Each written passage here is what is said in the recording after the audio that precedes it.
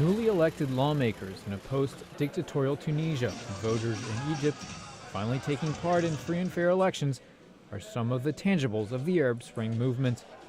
The protests, which started about a year ago, have rattled autocratic governments across the Middle East and North Africa. Street clashes have continued even in countries where long-standing rulers were toppled, such as Egypt.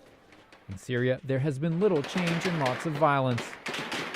Other countries, such as Bahrain, have had repeated pro-democracy protests, followed by government promises but little action. Bahrain's ruling monarchy recently said it would study new recommendations by a government panel to broaden free speech and freedom of assembly. But a researcher with Amnesty International in Bahrain, Said Boumedouha, remains reticent to celebrate any human rights victory in his own country. There have been so many cases or instances where international organizations, local organizations have made recommendations, but they haven't been implemented. And that's why people are skeptical about the whole thing, about whether this government is going to implement those recommendations.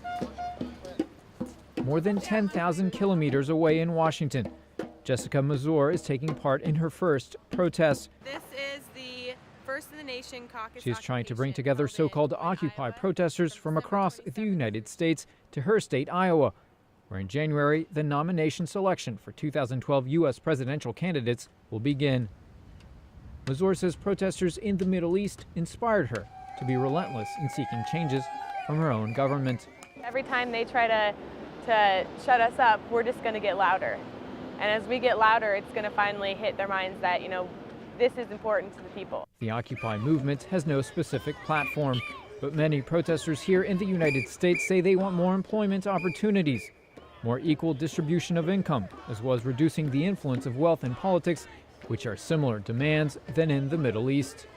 Zaid Jilani has been closely following the uprisings around the world as an activist blogger for the Washington-based organization Think Progress.